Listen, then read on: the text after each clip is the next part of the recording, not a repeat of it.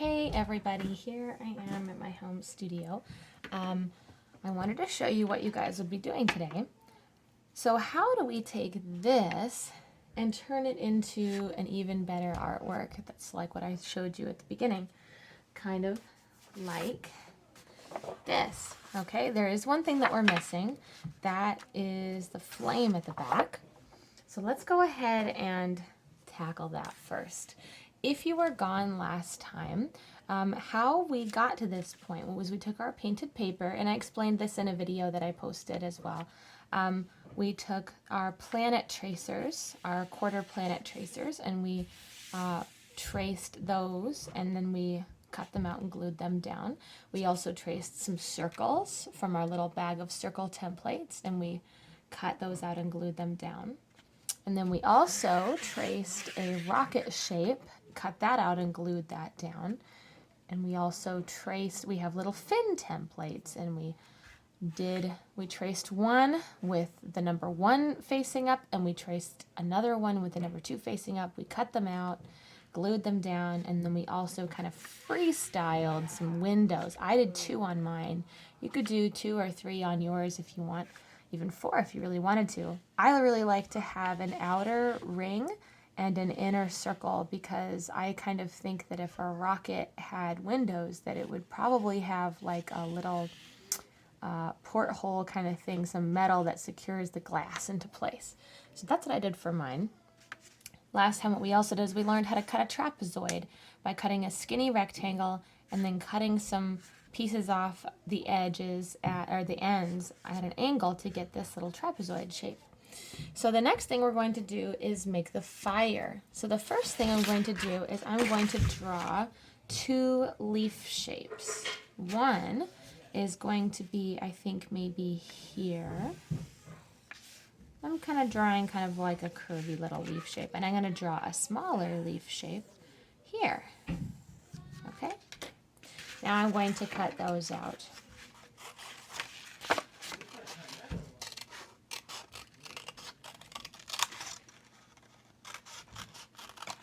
And you're probably going to want to watch this first before you try to draw it before you try to do it yourself, so you can kind of know what you're going to do. Okay? And once we have our leaf shapes, then we're going to, oh, I'm sorry if it's kind of loud, we're going to take our scissors and cut some little triangles from the edges,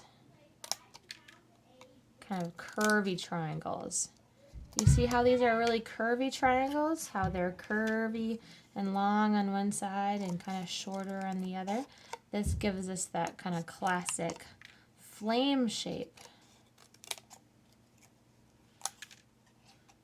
So we'll get those, oops, nice and curvy, like that. Okay? Now before we attach this, that doesn't look very realistic, so I'm going to cut off a little flat place right there, and that's where my flame is going to come out of. So I'm going to take my glue, and last time we seemed to have a bit of a problem with how much glue we were using. One thing that I like to do is with the tip of the glue touching my object, I'm scraping a thin layer of glue in squiggles all over the thing that I want to glue down. And I'm going to place it there. And remember guys, we got to hold down all the objects that we want to glue down. We have to hold them down really nice or they're not going to want to stick. It's like reading a bedtime story and then putting them to bed, right? Now you're going to do the same thing with your smaller leaf shape. This is going to be the inner flame. It is important to have 2 different sizes of your leaf shapes. One needs to be bigger and one needs to be smaller. And as you can see, I did 2 very different colors for my leaf shapes. One of them is really like a deep orange and one of them is a lighter orange. And if you have a spot that's yellow, you could do that. So now I'm going to cut a little tip off of this. And then that's going to go right there, just to add a little bit of dimension and interesting quality to our rocket. Oops. Okay. So once we have our flame done, that's kind of what it's going to look like.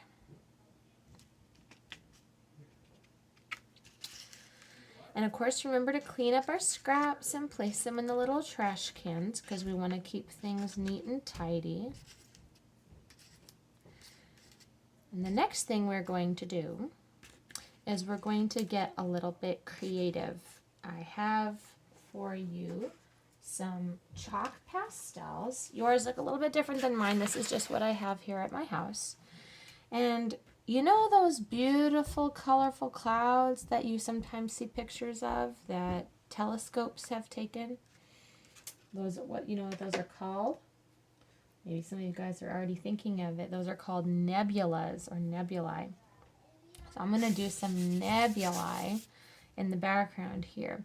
But before I want to do that, if there's any details you want to make with some Sharpies, like let's say you have all this glue down and all your glue is dry on your rocket. If there's anything that you want to kind of highlight, like let's say I wanted to outline, my windows with a Sharpie. Now it's very important that this is done when the glue is dry and the paint is dry. You can't do this when you're working with wet glue. It's not going to work. Okay. So if you wanted to add like some little stripes on it or some little outlines around any of your windows, or maybe you wanted to write USA on the fins if you want your rocket to be launched from the US. You might want your rocket to be launched from a different country. However you want to do it, if you want to draw some little details. But I would refrain from drawing it on the flame, considering that there is a possibility of having glue somewhere around there. But if there's somewhere else you'd like to make some details, you can certainly do that. Okay? So after you've drawn any details you want, and you can do as many as you want to. You could even kind of outline one of the planets if you wanted to, or how Jupiter has the great red spot. I think this kind of, and if any of you guys don't know much about planets, maybe you don't know that Jupiter has a giant storm on its surface, and it's been going for as long as anyone can know. So I'm going to kind of turn my little square thing there into a great red spot, a little bit like Jupiter. And maybe what I might do is I might add a little bit more green stripes to this planet here. Maybe that's like, Neptune is blue, I guess. But anyway, or maybe that's like Earth because it's blue and green. Okay, so once you've done enough details with your Sharpies, and of course you can pause so people can do as many details as you like. Next is the fun thing with chalk pastels, and you all are going to have chalk pastels to work with. And the fun thing that I like to do is put the chalk pastel on its side and just gently sort of run it along. I might make a nebula right here near the edge of my page. That's what I might like to do. You can put your nebula anywhere it makes sense in your composition. I'm going to do some purples,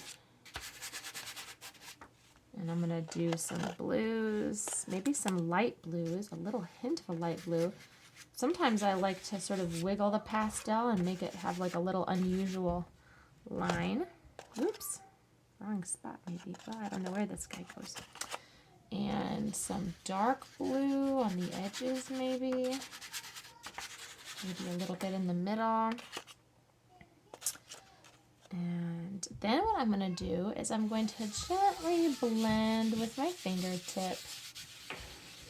Blend, blend, blend. And what this does is it kind of pushes the chalk pastels into the fibers of your paper. You can blend it out a little bit too, out into space.